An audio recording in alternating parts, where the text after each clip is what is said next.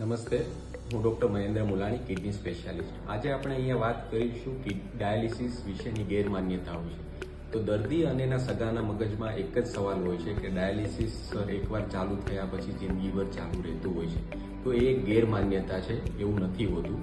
Generally બે ટાઈપના kidney failure હોય છે. એક્યુટ કિડની ફેલિયર કે જેમાં કોઈ એકાએક બીમારી આવવાના લીધે કિડની તમારી થોડા ટાઈમ માટે કામ કરતી ઓછી અથવા તો બંધ થઈ જાય છે. જેમ કે એકદમથી ચેપ લાગવો, ઝાડા ઉલટી થવી, કોઈ દવાની આડઅસર કે હાર્ટ કિડનીના બીમારીના લીધે કિડની તમારી કામ કરતી ઓછી થઈ જાય અને એવા સંજોગોમાં જો ડાયાલિસિસની જરૂર પડે છે તો એ ડાયાલિસિસ જીવ બચાવવા માટે જરૂરી હોઈ શકે છે, એ કરાવવું જોઈએ. આવા પેશન્ટોમાં 90% લોકોમાં ડાયાલિસિસ બંધ થઈ જતું હોય છે. 10% લોકોમાં જ આગળ ડાયાલિસિસ ચાલુ રાખવાની જરૂર પડી શકે છે.